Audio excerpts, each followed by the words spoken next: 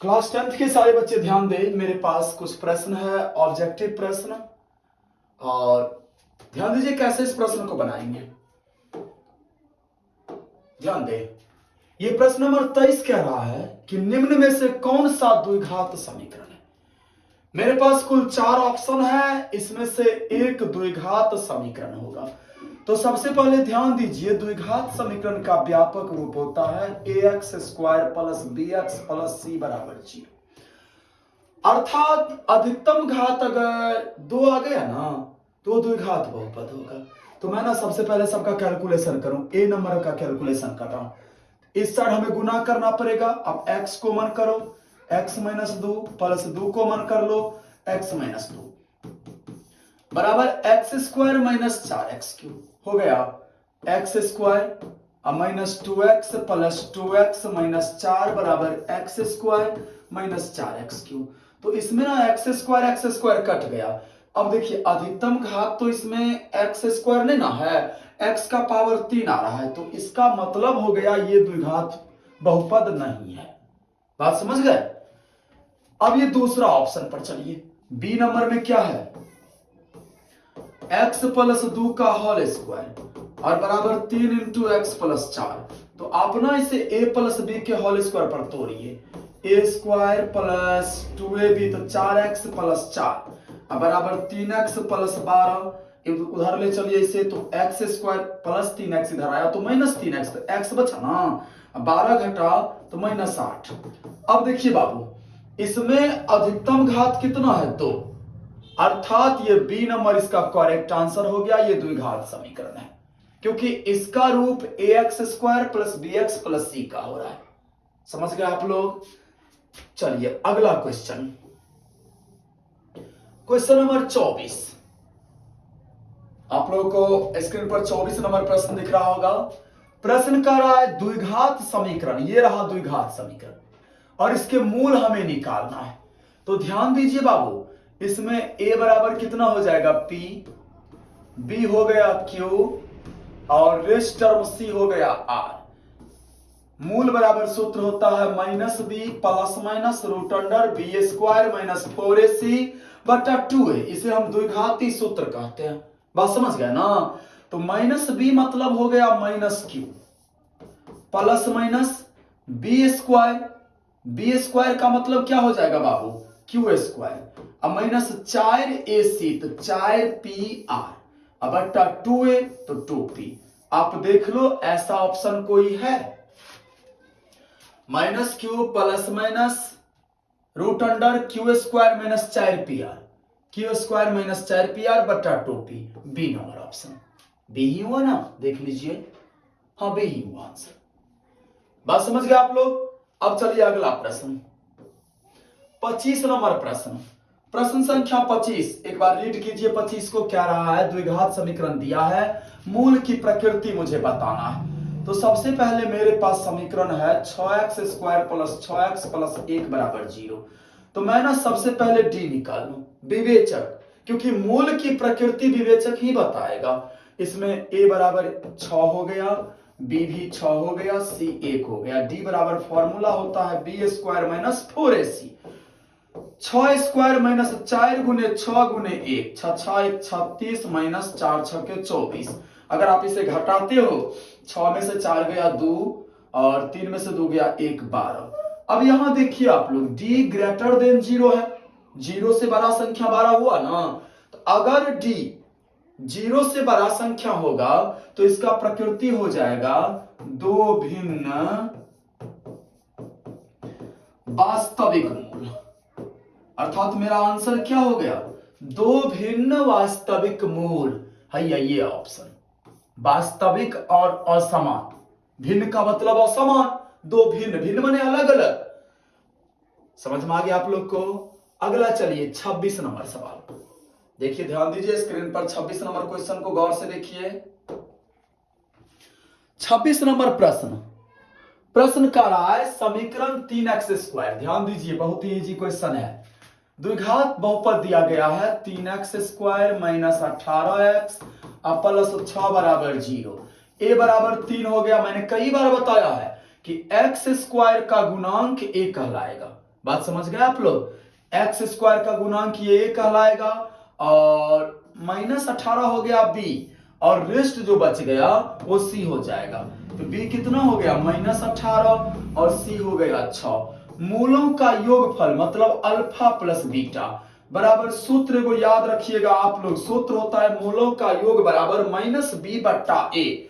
तो -18 क्योंकि b का वैल्यू -18 है, अब बट्टा a मतलब 3, तो 18/3 मतलब 3 6 18, ये हो गया 6। इसका correct answer D number option सही। बात समझ रहा है। अगला प्रश्न ये थोड़ा इंपॉर्टेंट है, 27 नंबर प्रश्न, ध्यान दीजिए सबको।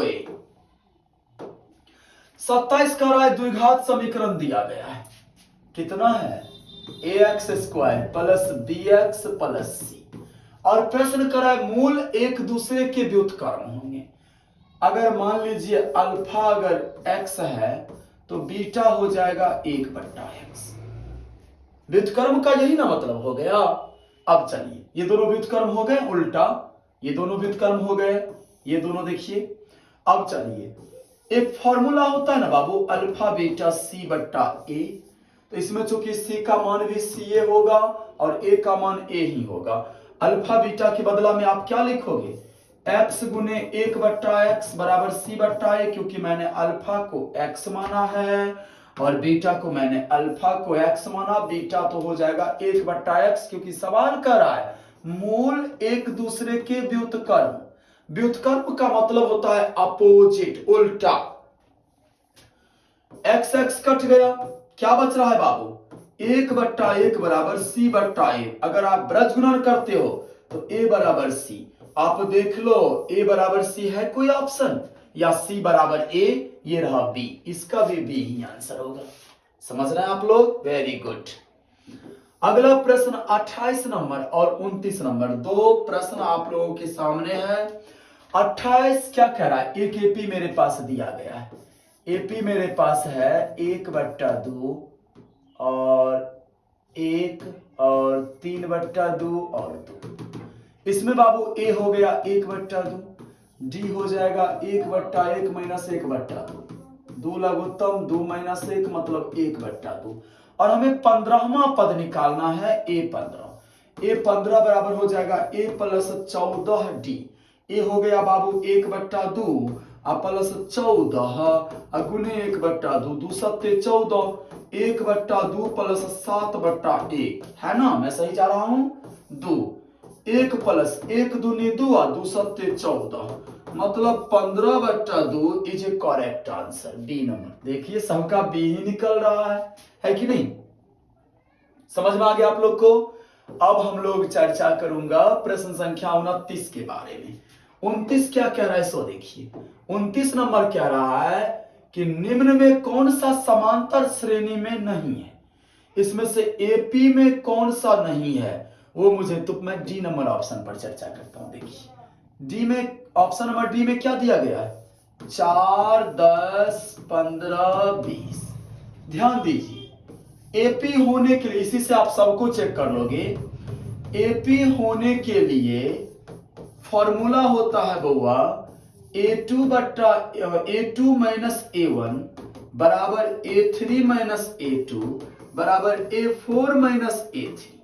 तो मैं ना दूसरा पद में से पहला पद घटाऊं, 10 माइनस 4, फिर 15 में से 10 घटाऊं, a3 15 है, 15 माइनस 10 और 20 माइनस 15। अब आप देखो 10 में से 4 गया 6, 5 5, तो बाबू ये दोनों एक रंग नहीं ना है, अर्थात डी नंबर ऑप्शन जो है ये डी एपी नहीं है। उस सबको आप इसी मेथड से चेक कर लो, समझ गए, तो एपी होगा ही, लेकिन आप चेक कर लो। अब चलिए 30 नंबर प्रश्न, प्रश्न संख्या 30 क्या कह रहा है, इंपोर्टेंट प्रश्न, ध्यान दीजिए 1 सेकेंड।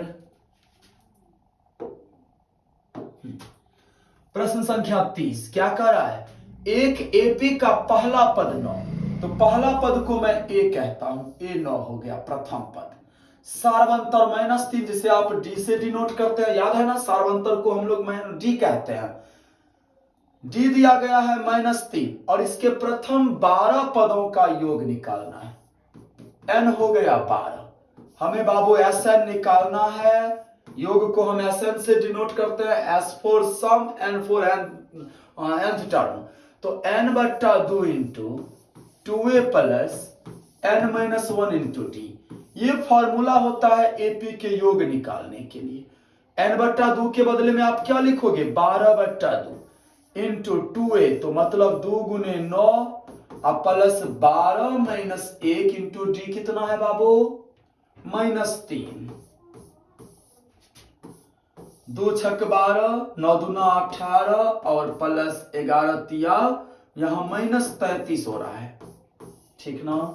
6 गुने 18 माइनस 33, अगर आप 18 में से 33 घटा रहे हो तो 13 में से 8 गया, 8 5 13 और 1 -90 हो गया इसका आंसर सी नंबर। बात समझ गए। अब ये 31 नंबर सवाल कह रहा है कि मेरे पास एक एपी दिया गया है और इस एपी का कौन सा पद 170 होगा। ध्यान दीजिए आप लोग, एपी आप लोग को दिख रहा है और हमें ये चेक करना है कि एपी जो है मेरा 17 34, मैं 31 नंबर सवाल बता रहा हूं, 17 34 51 डॉट डॉट डॉट और 170।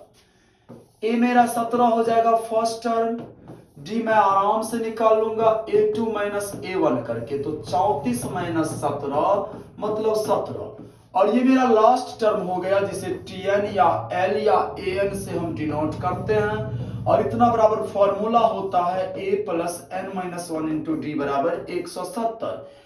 a का बदला में मैं 17 लिखूंगा प्लस n माइनस 1 और d का मान हो गया मेरा 17, है ना बाबू, बराबर 170। तो 17 प्लस 17n माइनस 17 बराबर 170। ये 17 17 कैंसिल हो गया, n हो गया 170 बट्टा 17 मतलब 10, अर्थात इस एपी का 10वां पद 170 होगा, 10वां बी नंबर ऑप्शन आंसर। समझ गए आप लोग। अब चलिए 32 नंबर सवाल, सेम क्वेश्चन है 32 भी बाबू। 32 क्या कर रहा है, एपी दिया गया है, पदों की संख्या हमें निकालना है। तो ए तो हो गया 51, इसे मैं ए बोलूंगा, और डी मैं निकाल लूंगा 48 माइनस 51, तो -3 हो गया, और ये 6 हो गया लास्ट टर्म tn। बिल्कुल आप इससे बैक जो क्वेश्चन बनाए थे ना 31, सेम उसी स्टाइल का प्रश्न है। tn 6 हो गया बाबू, a plus n minus 1 into D बराबर 6, तो 51 plus n minus 1 into D कितना मेरा है, -3 बराबर 6, देन 51 माइनस 3n प्लस 3 बराबर 6, 51 3 54 हो गया, और -3n बराबर 6, कोई डाउट किसी को, इधर इसको आप इधर ले आओ, तो -3n बराबर 6 माइनस 54, देन -3n बराबर कितना हो गया, 14 में से 6 गया 8 मतलब -48, n बराबर 16, अर्थात इस एपिक में कुल 16 पद है। बात समझ गए। चलिए 33 नंबर प्रश्न, प्रश्न संख्या 33 क्या कह रहा है, 33 में कह रहा है 0 और 50 के बीच विषम संख्या का योग। तो सबसे पहले आप ये पता लगा लो कि 0 और 50 के बीच कुल कितनी विषम संख्या है। विषम संख्या समझ रहे हो ना, जो 2 से पूर्णतया विभाजित ना हो। देन 0 और 50 के बीच में 1 3 5 7 डॉट डॉट डॉट 49, ये विषम संख्या का एक आंकड़ा है 0 और 50 के बीच का। अब इसमें कितने पद हैं वो निकाल लो आप। a बराबर 1 हो गया, d हो गया 3 माइनस 1 2 हो गया, फिलहाल tn मेरा 49, जिसे हम l से भी डिनोट करते हैं। tn को l भी कहा जाता है, an भी कहा जाता है। a plus n minus 1 into D बराबर 49। आप इसका कैलकुलेशन अगर करते हो, कर ही लो भाई, d का मान 2 बराबर 49, 1 प्लस 2n माइनस 2 बराबर 49, तो -1 प्लस 2n बराबर 49, देन 2n बराबर 50, n मेरा कितना निकल गया 25, n 25 निकल गया। लेकिन मुझे तो योग क्या कर रहा है, विषम नहीं नहीं सॉरी, यही बन गया सवाल। ऐसा है ना, एक बीटीसी में सवाल है, उसमें कह रहा कितनी योग बताओ, इसलिए मैं योग निकालने चला गया। फिलहाल आपका सवाल बन गया, क्या करें, 0 और 50 के बीच विषम संख्याओं की संख्या कितनी है, तो 25 विषम संख्या है 0 और 50 के बीच में। अगला प्रश्न ध्यान दीजिए सब कोई, वो प्रश्न कह रहा है, ध्यान दो, समकोण एबीसी में कोण भी 90 डिग्री है। मेरे पास एक समकोण त्रिभुज है, ध्यान दो, ये मैंने समकोण त्रिभुज बना लिया, कोण बी 90 कह रहा है, ये ए हो गया, ये सी हो गया, और क्या दिया है, ए बी √15, ए बी हो गया ये √15, बीसी दिया है 1, ये 1 हो गया, हमें ए सी निकालना है। तो समकोण त्रिभुज में कर्ण, ए सी इसका कर्ण हो गया बाबू, कर्ण बराबर क्या सूत्र होता है, लंब स्क्वायर रूट में प्लस आधार स्क्वायर, तो रूट में √15 का होल स्क्वायर प्लस 1 का है होल स्क्वायर, √15 को √15 से गुना करो, 15 प्लस 1 देन √16 मतलब 4 सेंटीमीटर, ये मेरा आंसर हो गया और एसी हो गया।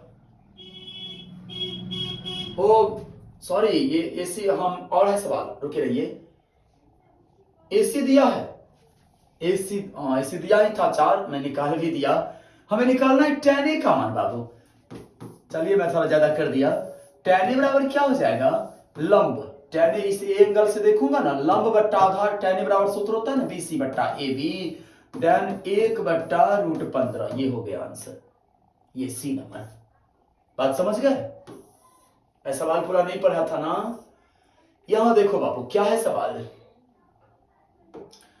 क्वेश्चन नंबर 35, कॉसेक फाई बराबर के, प्रश्न दिया है कॉसेक फाई बराबर के, एबीसी हो गया बाबू, ये एंगल फाई हो गया, और वैल्यू दिया है कॉसेक फाई का के। तो बाबू यहां ध्यान दोगे आप लोग, कॉसेक फाई बराबर के बट्टा 1 मैं लिख सकता हूं, और कॉसेक थीटा बराबर सूत्र होता है बाबू कर्ण बट्टा लंबा बराबर के बट्टा 1, देन ये के हो गया, ये 1 हो गया, और मैं तब बीसी अगर निकालता हूं ना इसका, तो बीसी हो गया बाबू √के स्क्वायर माइनस 1, ये बीसी। हमें कॉस थीटा का मान निकालना है, कॉस फाई का, कॉस फाई क्या हो जाएगा, बीसी बट्टा एसी, मतलब रूट में के स्क्वायर माइनस 1 बट्टा के, ये रहा बी नंबर ऑप्शन। समझ में आ गया। अगला प्रश्न चलिए,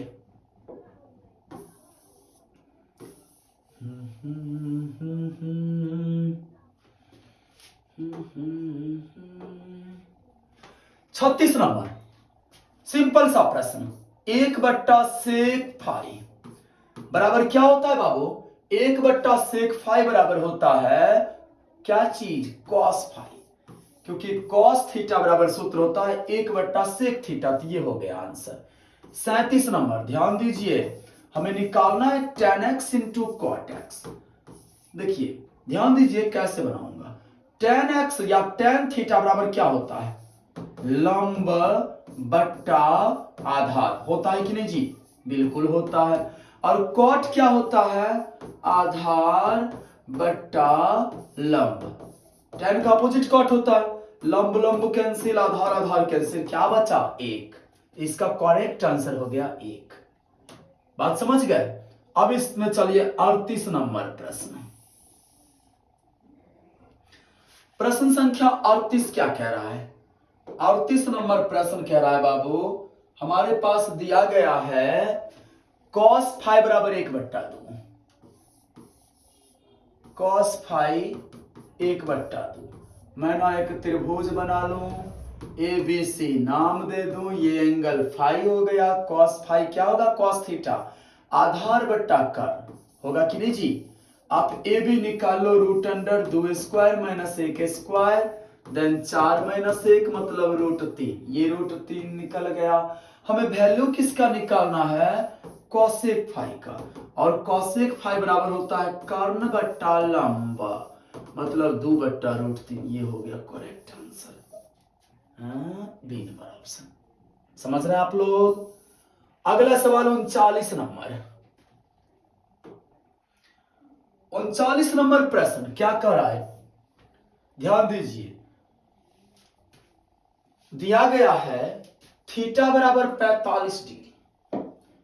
थीटा का मान कितना दिया गया है, 45 डिग्री, और हमें वैल्यू निकालना है इसमें सेक थीटा। ध्यान दीजिए, हमें मान निकालना है सेक थीटा से फाई है, माफ कीजिए सेक फाई। ध्यान दीजिए, सेक फाई और कोसेक फाई का।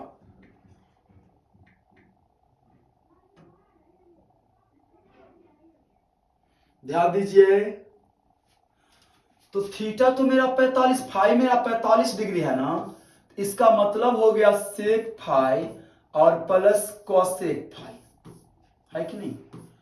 हमें इसका वैल्यू निकालना है, बात समझ गए। मैं थोड़ा मान चेक कर रहा हूं।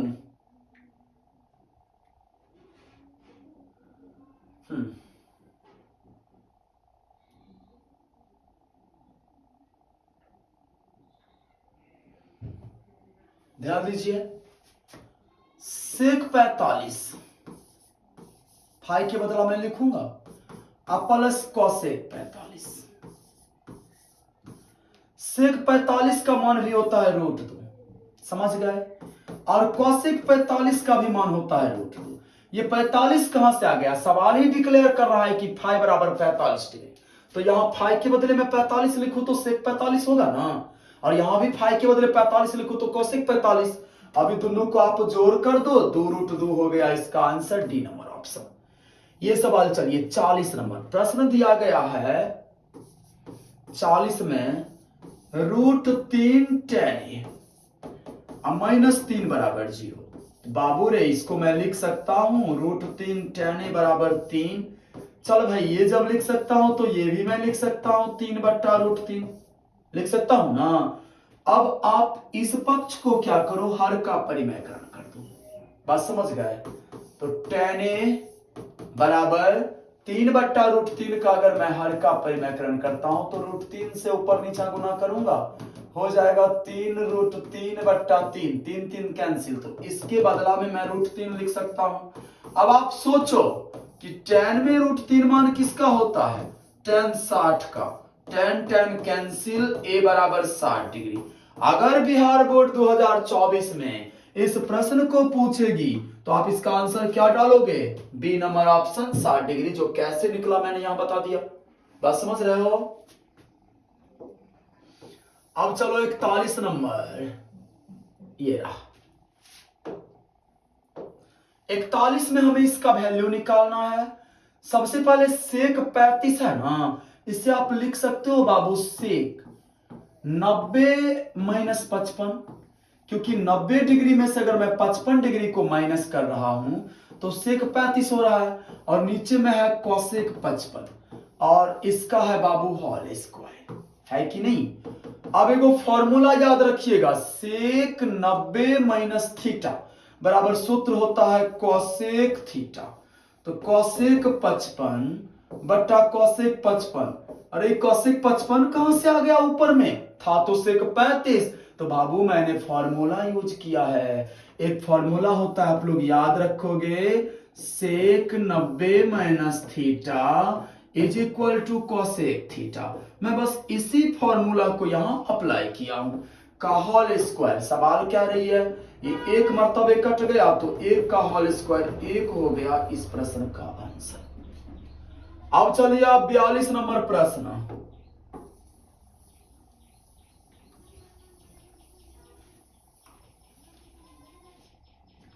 ध्यान दीजिए, कह रहा है किसका मान सबसे अधिक है।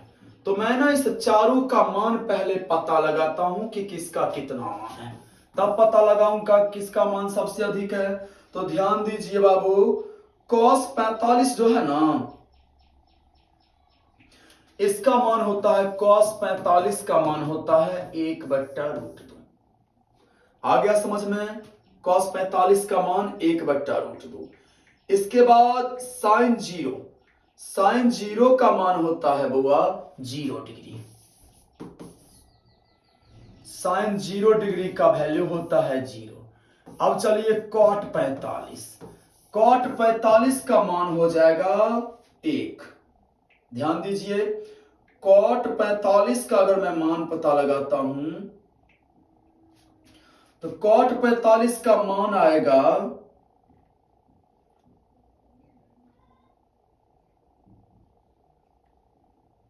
1 सेकेंड,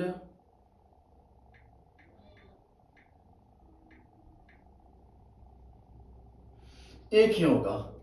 उसके बाद क्या है cos 60, cos 60 का मान आप पता लगाओ कितना हो रहा है। फिर आप इस सब में ना कंपेयर करो कि कौन सबसे ज्यादा है।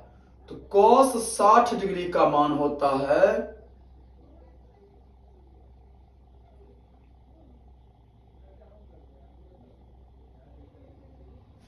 1/2। अब आप मुझे बताओगे कि इस सब में सबसे बड़ा कौन सा है। ध्यान दो, तो cos cot 45, cot 45 का मान सबसे ज्यादा है, सबसे बड़ी संख्या इसमें 1 है। बात समझ गए ना। चलिए थोड़ा मान सारणी में या मुझे याद नहीं है ना, इसलिए मैं थोड़ा देख लिया करता हूं मान सारणी को। बट आप लोग याद रखिएगा, एग्जाम मुझे नहीं आप लोगों को देना है। ध्यान दीजिए, ये क्वेश्चन ये क्या कर रहा है, साइन 30 का मान हमें निकालना है बाबू, साइन 30 का मान। अब देखिए, अगर आपको याद नहीं है कि साइन 30 का मान कितना होगा तो आप लोग क्या करोगे, इसे ज्यामितीय विधि से निकालो। एक त्रिभुज बना लो, समद्विबाहु समकोण, नहीं समबाहु त्रिभुज, 1 मिनट, एक आप समबाहु त्रिभुज बना लो। ठीक है, पता है ना समबाहु त्रिभुज का प्रत्येक कोण 60 डिग्री होता है और प्रत्येक भुजा बराबर, ये x हो गया, ये x हो गया, ये x हो गया। अब यहां अगर मैं लंब डाल देता हूं तो ये एंगल 30, क्योंकि पूरा 60 है तो 30 पर बटेगा और ये x/2 हो जाएगा। हो जाएगा बाबू। हमें वैल्यू किसका निकालना है बउआ, हाँ साइन 30 का। तो साइन 30 बराबर क्या सूत्र हो जाएगा इसमें, हाँ लंब बट्टा आधार। BD हो गया मेरा x/2 बट्टा x, तो x/2 गुने 1/x मतलब 1/2। समझ गए। cos स्क्वायर थीटा माइनस 1, ध्यान दीजिए इतना बराबर क्या सूत्र होगा सो देखिए। तो सबसे पहले फॉर्मूला होता है sine square theta minus plus cos square theta बराबर 1। और ध्यान दीजिए बाबू, इस 1 को आप इधर लेके चले आओ, क्या हो जाएगा cos स्क्वायर थीटा माइनस 1, और साइन को अगर आप इधर लेके आ रहे हो तो माइनस साइन स्क्वायर थीटा। तो कहने का मतलब cos स्क्वायर थीटा माइनस 1 कितना हो जाएगा, माइनस साइन स्क्वायर थीटा। इस पर आप टिक नहीं लगाना, वहां प्लस रहता तब ये आंसर होता। बात समझ गए, वेरी गुड।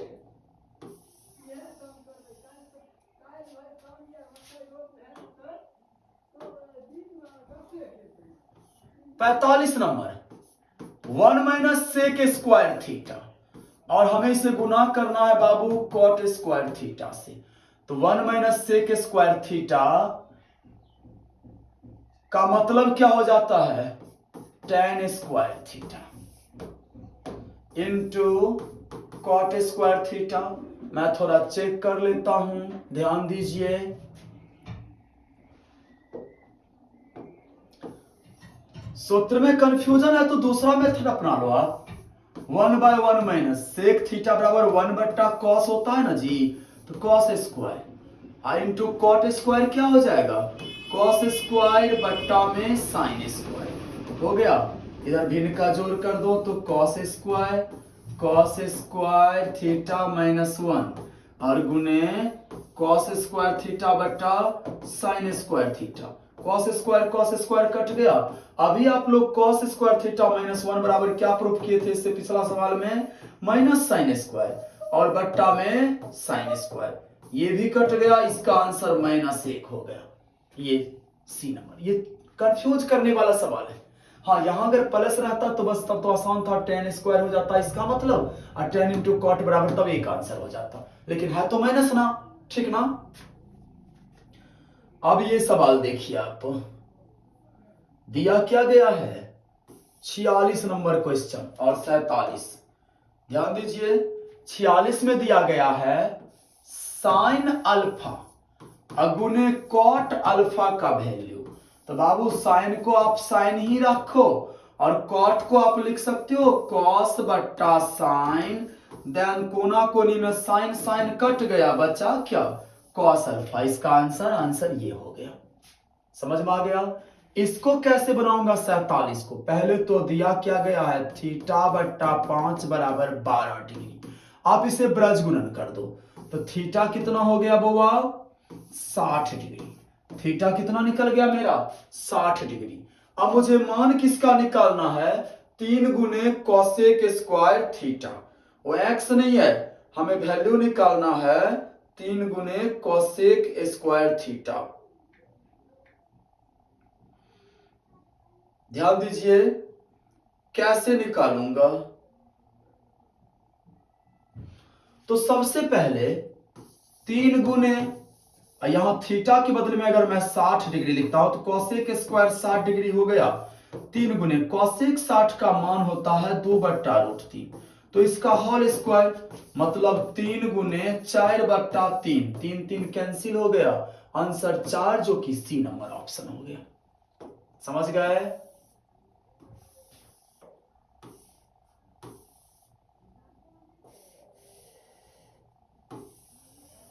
ध्यान दीजिए ये क्वेश्चन 48 नंबर आप कैसे बनाओगे। प्रश्न क्या दिया है पहले सो देख लो। प्रश्न दिया गया 48 में sign x plus sine square x बराबर 1 दिया गया है और हमें वैल्यू निकालना है बाबू cos square x plus cos का पावर 4x का वैल्यू मुझे निकालना है। तो मैं ना क्या करूं इसको उठा के इधर लेके चला, आ गया साइन स्क्वायर एक्स बराबर 1 माइनस साइन एक्स हो गया बाबू। अब आप क्या करोगे साइन स्क्वायर एक्स बराबर क्या होता है 1 प्लस कॉस स्क्वायर एक्स। क्या होता है इसका मतलब 1 प्लस कॉस स्क्वायर एक्स बराबर 1 माइनस साइन एक्स। 1 और 1 तो कैंसिल हो गया, कोई डाउट नहीं ना। अब चलिए मेरा सवाल क्या बच गया कॉस स्क्वायर एक्स बराबर माइनस साइन एक्स। समझ में आ गया यहां तक। अब कॉस स्क्वायर एक्स के बदले मैं क्या लिखूं 1 plus sine square x. Cos square x के बदला में मैं क्या लिखूं 1 प्लस साइन स्क्वायर एक्स बराबर में हो जाएगा माइनस साइन एक्स। हो गया बाबू। अब चलिए, अरे घूम फिर के तो सवाल वही आ गया। हाँ कोई और तरीका अपनाइए। ध्यान दीजिए कैसे बनाऊंगा, फिर से मैं इसे बता रहा हूं।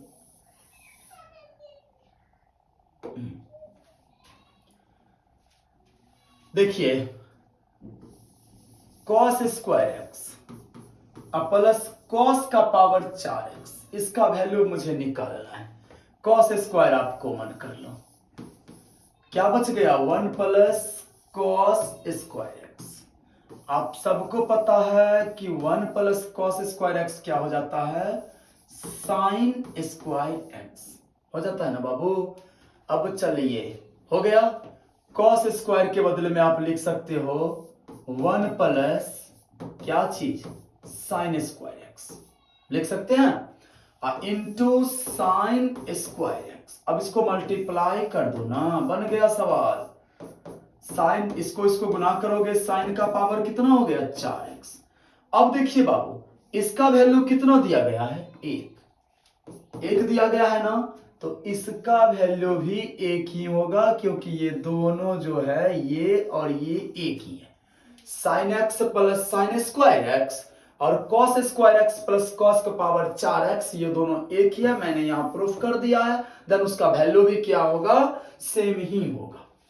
माइंड में सेट हो गया। चलिए